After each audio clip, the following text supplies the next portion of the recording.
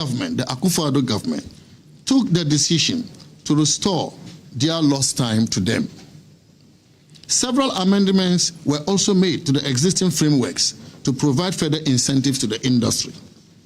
The MPP government could therefore not be accused of creating a hostile business climate and excessive political interference in the ways of President Mahama. The MPP administration also added to crude oil production with the coming on stream of Jubilee Southeast in September 2023, which added 30,000 barrels of oil per day to production from the Jubilee field, thereby taking production from the field to 100,000 barrels of oil per day. Ladies and gentlemen, we are alarmed at the risk of these power challenges, reversing the economic turnaround in Ghana, as evidenced by the resurgent economic growth achieved last year. The dangers to economic growth are very visible for us to see. There is no reliable power supply now. Investors are being turned away by a government that is baselessly painting a bad picture of its own economy. And contractors are not being paid, despite the 68 billion Ghana cedis approved by Parliament for the government to spend in the first quarter of the year, and notwithstanding the significant amount of revenue at their disposal to meet these spending requirements, including, for example, the over 5 billion Ghana cedis buffer left for them, the 8.7 billion Ghana cedis collected by Ghana Revenue Authority for January 2025 alone, and about 67 billion Ghana cedis borrowed in less than 2 months. Many government projects have halted as a result, and the resultant job losses by young Ghanaians is very painful and unfortunate. Therefore, ladies and gentlemen, the prospects for growth, economic growth, in this first quarter of 2025 remain weak and sluggish, and the government must change its economic management strategy as soon as possible. The Mahama administration made a lot of political gains by highlighting the plight of young Ghanaians who were yet to get jobs after over 2 million others had gotten jobs in the 8 years of the MPP administration. They promised 2 more people for each job under the 24-hour economy program. Ladies and gentlemen, it is now a notorious fact that to create vacancies for the purpose of employing NDC youth, the Mahama administration has sacked thousands of young Ghanaians who had been properly employed by the previous administration. The termination of the jobs of young Ghanaians, which has become synonymous with Mr. President Mahama, who we now prefer to call Terminator 1, is a sign of what is yet to come. Sacking people from employment and replacing them later with others does not amount to job creation. What the people of Ghana want are new jobs for those yet to be employed. President Mahama knows that. The programs he outlined in his statement, Nkoko, Nkitinkiti, and the rest, cannot create sustainable jobs for the Ghanaian youth. Hence, the resort to termination of existing jobs for future replacement to shore up his job base. This is after President Mahama had argued, sadly, in 2016, that it was legitimate for an outgoing administration to recruit and sign deals up until the midnight of January 7 the following year, when its term expires. Not only are these double standards worrying, but the dismissals will no doubt worsen the unemployment situation which he promised to fix. The thousands who have been dismissed have been condemned to suffering and hardship. The fight against Galamsey has been difficult, no doubt. The President Mills struggled with it. President Mahama struggled with it in his first term. And despite the best of efforts, President Akufo-Addo also struggled with it. After having made so much propaganda about it, while in opposition, key NDC figures appearing before Parliament's Appointments Committee could not substantiate any of the propaganda allegations of the MPP being complicit in the Galamsey phenomenon. In contrast, media networks are now reporting that works weeks after the election. In contrast, media networks are now reporting that weeks after the election, known NDC kingpins in the Ashanti region have invaded some forests and commenced galamsey activities there. Also in the western region and the eastern region. And western north, all over. And the president is quiet, is silent on all this. On the 19th day of January 2025 edition of the Ghanaian Daily Graphic, it was reported that illegal miners numbering about 60 breached the Anglo Gold Ashanti Mine security fence and intruded at Cote D.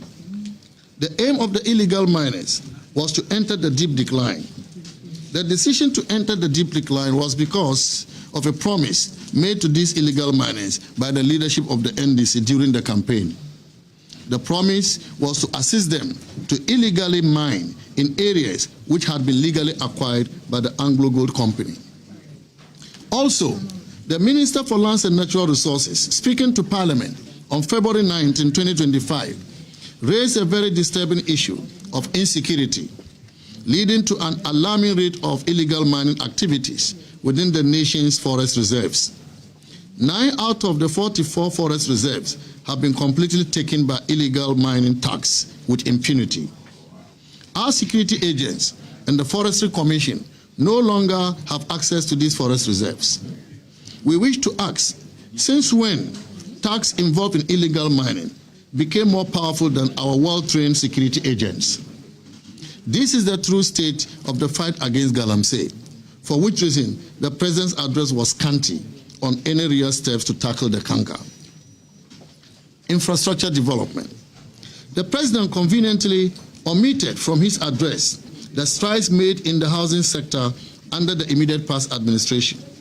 This included the completion of some of the stalled projects inherited in 2017, like the Asokore Mampong housing project, resumption of works on the Adenta SHC estates, and the selection of the private partner to commence work on the completion of the Saglime project. Additionally, 1,000 homes were delivered to the security services, 1,000 homes delivered by the TDC, and nearly another 1,000 homes by the State Housing Company. The administration also set up the National Home Ownership Fund that has delivered about 500 homes so far. The President failed to mention that the Ministry of Finance under President Akufo-Addo gave approval to GIF to set up a GIF housing sub-fund to receive funding for bankable housing projects, while the Ministry of Housing rolled out a PPP framework to stimulate housing. These strides made in the housing sector marked an unprecedented change in the approach to resolving the housing deficit in Ghana. Instead of seeking to lambast the outgone administration, credit should rather be given to it, followed by a commitment to build on it. The Ghana Priority Health Infrastructure Project, referred to as Agenda 111, was to design, construct, and equip 111 hospitals across the country. The need for the construction of hospitals became essential after Ghana recorded its first case of COVID-19 on 12 March 2020. In one of his regular addresses to the nation, where he detailed the government's measures to contain the spread of the virus, His Excellency, President Akufo-Addo, bemoaned the lack of hospitals in some 88 districts and 6 newly created regions of the country, and promised swift government investment in new hospitals, not only to address the urgent need to contain the spread of the virus in those districts and regions, but also to correct the anomaly in the distribution of health infrastructure across the country. The initial hospitals comprise of 101 district hospitals, 7 regional hospitals, 2 regional psychiatric hospitals, and 1 national psychiatric hospital in Accra. The program was, however, revised to include 3 district hospitals, thus expanding to cover 114 sites. As at 31 December 2024, progress on completion of civil works were 37 sites achieved 70% completion and above, 28 sites achieved between 50 and 70% completion, and 36 sites achieved below 50% completion. These district hospitals 3 district hospitals, and this is important because some people have gone out there to say only one was completed. 3 district hospitals achieved practical completion, equipped and commissioned on 5th December 2024. And they are Achima Konwuma Municipal Hospital at Trede, Konwuma Municipal Hospital at Trede, the Oforikrom Municipal Hospital at Kokoben, and Ahanta West Municipal Hospital at Bokro. We also had dedicated sources of funding. Some have said that we're just doing it in an ad hoc manner. We had dedicated sources of funding from the government annual budgetary allocation and the CAPEX component of the annual budget funding amount from oil revenues. Total outstanding amount to complete all these district hospitals and the zonal psychiatric hospitals as at December 31st December 2024 was $1.3 billion. In his haste to misinform the Ghanaian people, the president told a group of clergymen who visited him in his office that he needed $1.7 billion to complete the Agenda 111 projects. In his address to the nation last week, he put the amount at 22 billion Ghana cedis, and that is $1.4 billion, at 15.5 cedis to $1. So, Mr. President, which is the correct amount?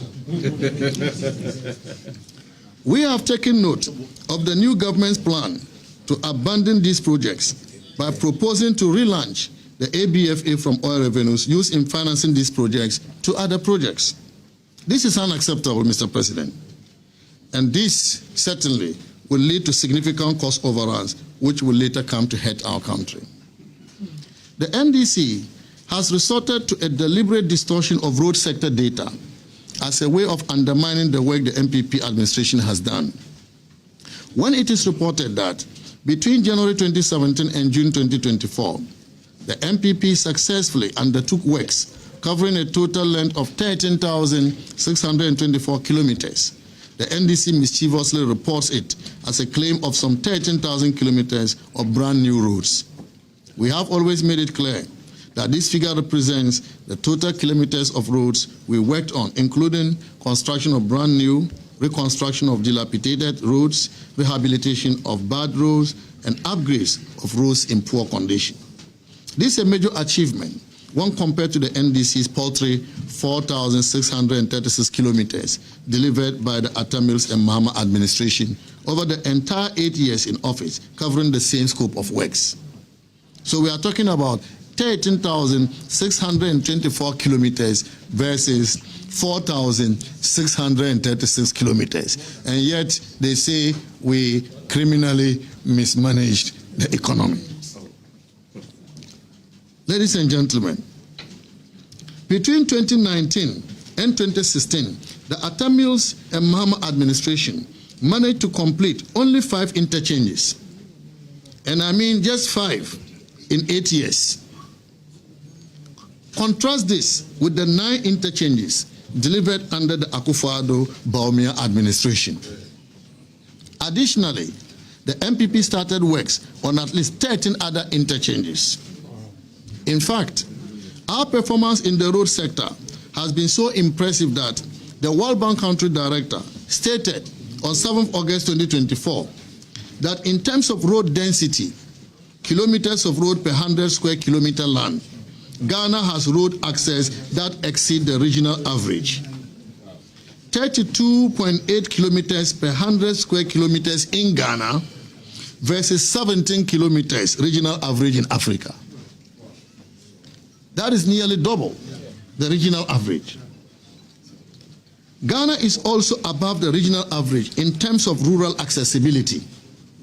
In Ghana, 63% of the population lives within 2 kilometers of all-weather roads, as compared to only 47% in the Africa region. We must celebrate our achievement, ladies and gentlemen, irrespective of who is doing it. We must celebrate our achievement, irrespective of who is doing it. If it is Nana Akufo-Addo who did it, let's celebrate. Yes. If Mahama did it, let's celebrate. But we must celebrate our achievement as a country. Ghanaians can judge for themselves when it comes to rules and infrastructure. The record is clear. Our vision, our delivery, and our impact far surpass anything our predecessors achieved. Education, and we have the education minister, former education minister here. Throughout the president's address, the president did well to explain to the nation his vision for education, his commitment to continue the implementation of free senior high school is commendable. We also commend him for his commitment to continue President Akufo-Addo's drive to boost the tertiary gross enrollment ratio. Besides this, however, the vision espoused by President Mahama is uninspiring, exposing a profound education best practice and knowledge gap. Clearly, the president's speech lacked coherence and did not articulate clearly the role of education in the transformation of Ghana. Many of the initiatives announced are already being...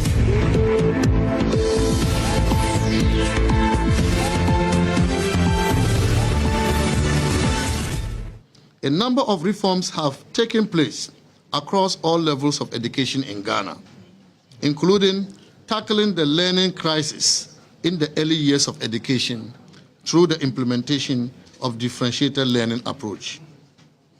In the face of COVID-19, teachers and other education workers came together and saved our nation from what could have been catastrophic learning losses.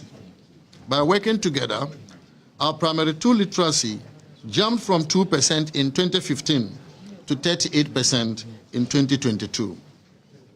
To equip learners with 21st century skills at the secondary level, the Ministry of Education, under Akufo-Addo's administration, had a total overhaul of the country's secondary education curriculum with a focus on improving national values, promoting STEM education, and preparing learners for the field of work.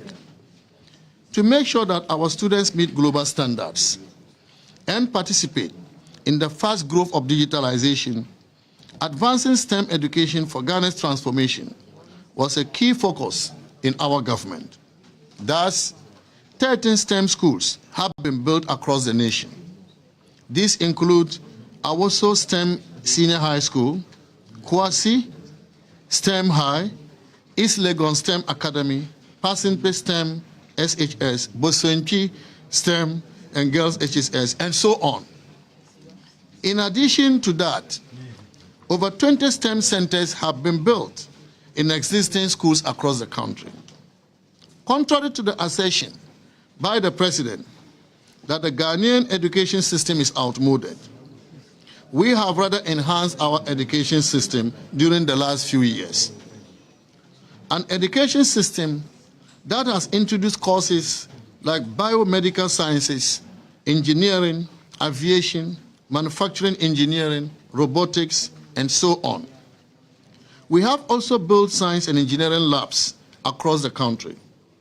This system of education cannot be described as outmoded. It cannot be described as outmoded. Robotics.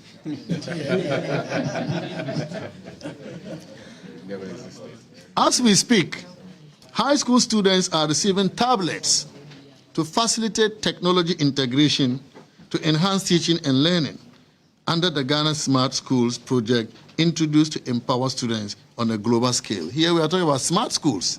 That cannot be outmoded.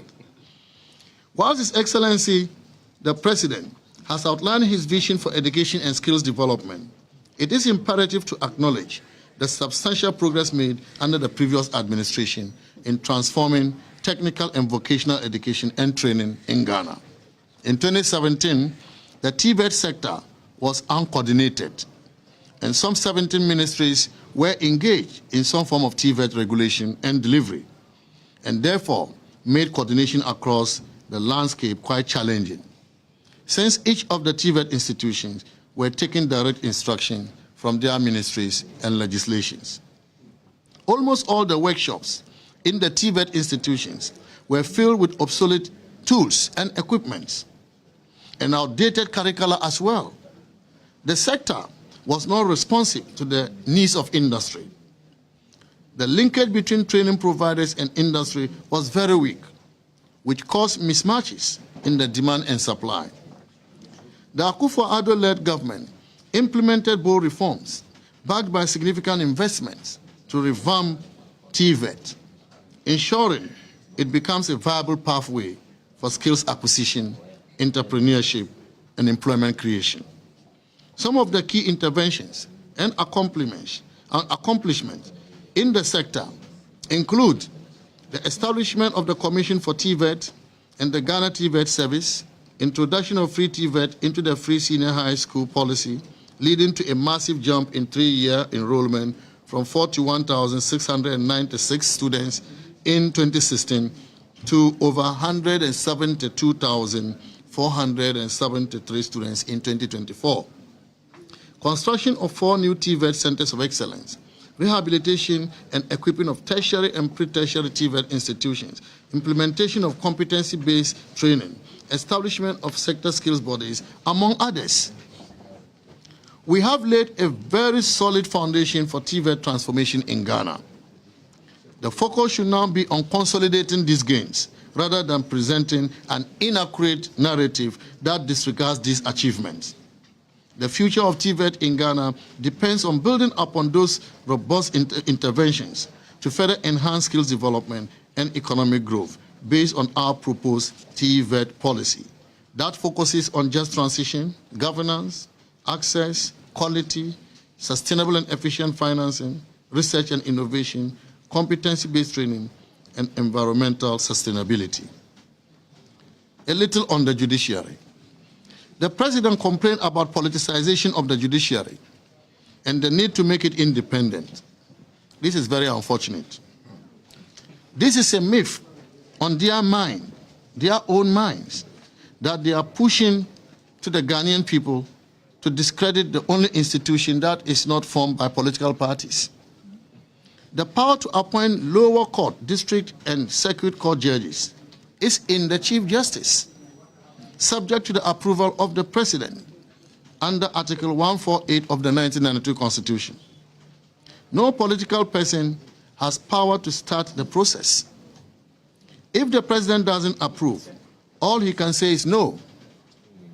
What evidence then has the President got to portray that our judiciary has been politicized? Pursuant to Article 144 of the Constitution, superior court judges are not appointed by the President alone. His choices must be approved by the Judicial Council and by the Council of State. Any refusal by any of these bodies means the President's nominee will not become a judge or be promoted. By Article 153 of the Constitution, the Judicial Council is made up of 14 constituencies. The President contributes in the selection of the Attorney General and 4 non-lawyers to the Council. How is the President suggesting that these non-lawyers that he sends can politicize independent thinking of the remaining majority on the Council? Judges are professionals who must serve our democracy free of insinuation that intimidate them, as if they don't toe a political line, they will not be appointed to the next level. It is such utterances by politicians that can affect the ability of judges to serve the country independently. If that is what he wants to achieve, then it is unfortunate, really unfortunate. After all, he kept saying that his party will look through their ranks and encourage them to become judges, to serve the interests of his party. Therefore, in our view, the President's statement about politicization of the judiciary is only an expression of his own agenda, which he kept touting before the elections, if we recall. That's true. Insecurity. Ghana has been ranked the 2nd safest destination in Africa by Alteza Travel, a global tourism firm. According to their 2025 tourism report, Ghana boasts a remarkably low crime rate, surpassing even countries like Canada, Greece, and Australia in terms of safety. Under President Akufo-Addo, a deliberate policy and planning had been implemented to enhance Ghana's peace and security. The crime rate in the country, for instance, had reduced significantly following the increase in police visibility. The visibility has brought discipline on the roads and made communities safer. However, in a rather contrasting and worrying view, following the election of President Mahama in the 2024 general elections, several acts of lawlessness and violence have erupted in the country, leading to the arrest of over 100 people suspected to be supporters of the ruling party. And this is according to BBC report, December 11, 2024. Supporters of the newly elected president, who won jobs, have allegedly attacked some state institutions, looted property, and engaged in disturbances that have left some police and military personnel injured. The president was silent about all this. How can you talk about the state of the nation without talking about the spate of violence and lawlessness that we are all witnesses to over the last 2 months? Ladies and gentlemen, I'll give you a few instances of this violence. At Ayanswano, angry youth set the Electoral Commission office ablaze.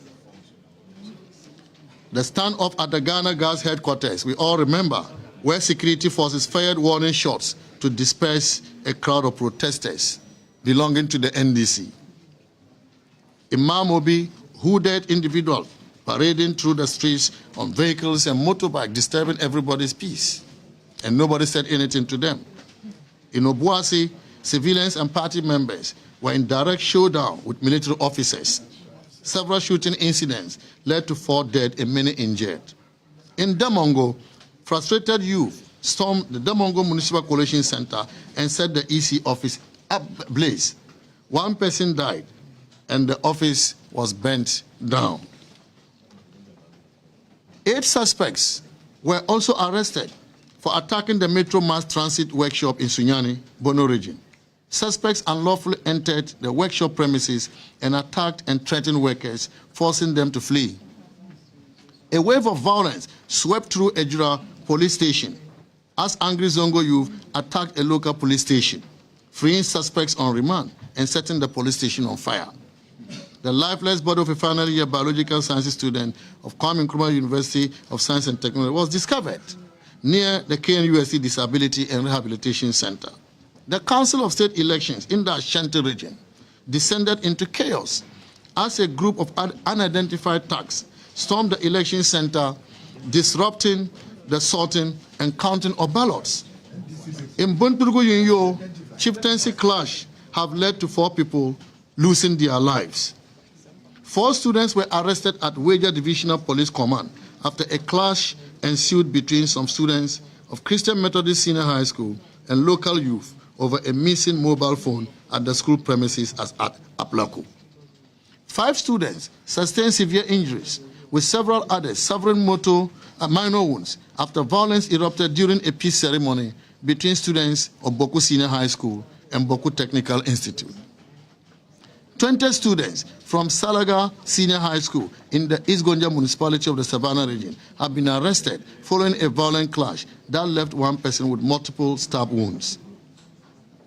It is sad, ladies and gentlemen, to mention that because of the insecurity in our country, the Electoral Commission has not been able to conclude Ablekuma parliamentary election declaration. Which we won. This certainly is a dark spot in our democratic dispensation, given that the people of Ablekuma North are currently not having a representative in parliament. Oh. Insecurity in the Boku area continues to heighten in recent times, with a woman and her 2 children being tragically murdered in their home by gunmen on February 9, 2025. Again, on February 25, 2025, a 13-year-old boy was killed in the same township. The indiscriminate killing of the indigenes of Waliwali and its environs is getting out of hand, and the imposition of curfew in the area is making it difficult for our Muslim brothers and sisters to wake up at dawn to eat and start their fasting. Government needs to decouple politics from security and ensure that every Ghanaian is protected. Mr. President, the security situation in our country is indeed very worrying. As you refuse to act decisively, the security agencies have become powerless. And this continues to embolden thugs of your party who visit mayhem on innocent Ghanaians daily. Sadly, the homes of some former public servants have been raided in Rainbow style. That can only be akin to what happens in a military coup d'etat. For many Ghanaians, this is reminding them of the dark days of our nation's history. The president must act, and indeed, action is required now. Rather strangely, whilst officials of the MPP administration are being harassed and investigated, former officials of the NDC government who were on judicial trial have been cleared of all criminal charges against them, and in some cases have been rewarded with juicy appointments, like the current governor of the Bank of Ghana. Yes. Today, we are being told that crime has party colors, and our country has been turned into an animal farm, where 4 legs good, 2 legs bad. In conclusion, ladies and gentlemen, we, the mighty minority, are ready to do our work. We are ready to do our work, to provide truthful information to the Ghanaian people on the affairs of our nation, especially as the government is holding a national economic dialogue, which is intended to whitewash the unfounded and baseless claims of the mismanagement of our economy under the SWAL MPP administration. That is what they are doing there. They are even scaring the people of Ghana further by putting out unaudited outstanding claims on government. And we will expose this mischief at the right time. Yes. We believe that these unholy moves by the NDC are intended to buy time to cover for its incompetence in managing the economy and to establish the basis for increasing taxes and introducing new taxes in the 2025 budget statement, even as they are promising to scrap e-levy, COVID levy, and others. Ladies and gentlemen, I want to ask you, does it make sense to scrap e-levy and betting tax and replace them with new taxes on the telecommunication industry? They are bringing back VAT on telecommunication. They are increasing the growth and sustainability levy on the mining industry. And they are bringing back VAT on the financial services and real estate industries. Wow. All these taxes will be passed on to customers, to the Ghanaian people. The people of Ghana should wait for the deception of the NDC government when they present the 2025 budget. Sakawa. Taxes galore. Sakawa. This is how they intend to tax Ghanaians to collect their target of 200 billion Ghana cedis in tax revenues this year. This NDC government accused us, the MPP administration, of overtaxing the people of Ghana, because by the end of 2024, the MPP administration collected 152.9 billion Ghana cedis, and that was 17% tax to GDP ratio, taking it from President Mahama's 13% in 2016. How do you then turn around to expect to collect 200 billion Ghana cedis in an economy you call a broken economy? Ladies and gentlemen, we, the mighty minority, will join the people of Ghana to resist any attempt to smuggle in new taxes or increase existing taxes. We owe it a duty to hold the government accountable for their promises to the people of Ghana. We can only accommodate scrapping of taxes. Yes. We cannot accept new taxes or increase in taxes. Ladies and gentlemen, as a country, we have come a long way, working closely with our key stakeholders, including the IMF, World Bank, the African Development Bank, our bilateral partners, domestic and international investors, and more importantly, the Ghanaian people, who have sacrificed so much to see us get this far. We can assure you all that our partners and most of the people of Ghana are not happy because the president used his State of the Nation address, in fact, the false State of the Nation address, to reverse the gains made, especially towards building confidence with investors. The president has painted the picture of a country that has been economically mismanaged, when in fact we have turned the corner from what we have all come to know was the worst economic crisis in Ghana following an unprecedented global crisis between 2020 and 2022. Even when they were confronted with a domestic challenge in the form of doomsday, they ran to the IMF to save the economy. How much more a crisis that plagued the entire world, including our country, and in no mean a proportion. What the president has done is like putting a gun on one's head and pulling the trigger. Investors had felt the hope of a resurging economy in Ghana and were looking forward to the new things the president was bringing to consolidate the gains. The president has effectively told them to go away because the economy is in crisis, contrary to the evidence. The cost of living crisis is a global problem. It's a global problem, and we all know that. But that cannot be used to degrade the entire economy in the face of overwhelming data pointing to the contrary. And in addressing the cost of living crisis, the president himself walked or drove himself to a meeting with leaders of the labor union to assure them he was on top of his job, only to offer them 10% increase in the base pay. When his predecessor, Nana Addo Dankwa Akufo-Addo, without this drama, offered them 23% from January to June and 25% from July to December 2024, in an economy that is criminally mismanaged in the words of President Mahama. He also touted his economic struggle around the 24-hour economy to deliver jobs to the youth. However, the only area he mentioned was in the processing of passports. Not even the incentives to industries that will create sustainable jobs. Does the president think that many Ghanaians will want to run out of the country because they know his poor record on job creation and are preparing to run out of the country as a result of which they need 24-hour issuance of passports? Ladies and gentlemen, let no one be surprised at the blame game by His Excellency the President. It is not new. This is what the President said about the late Professor John Evans Atta Mills in his last State of the Nation delivered on January 5th, 2027, when he left office from his previous government. 2017, January 5th, 2017, in which he blamed the poor performance of their first 4 years, during which he served as Vice President. And I quote, Mr. Speaker, we inherited in 2013 an economy that was running a high deficit with increasing inflation and interest rates.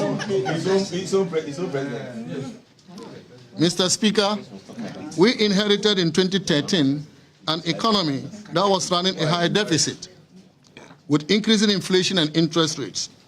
It was also characterized by a rapidly depreciating currency. This unstable macro environment created an unfavorable investment environment for both indigenous and foreign capital, as well as investors. Our forum at Senchi was an attempt to forge a consensus for a homegrown fiscal consolidation program. The Senchi outcome eventually became the basis for the IMF Extended Credit Facility program we are implementing. Unquote. This is President Mahama's statement about the government he served as Vice President. So, ladies and gentlemen, it appears we are back there. We are back there with another round of blame game. And don't forget, and another national economic dialogue. And don't forget, with the same Dada Nua, His Excellency John Dramani Mahama, who promises to create jobs and begin by firing those who have jobs. Ladies and gentlemen, fellow citizens, this is the true state of the nation, which the mighty minority has presented to the Ghanaian people.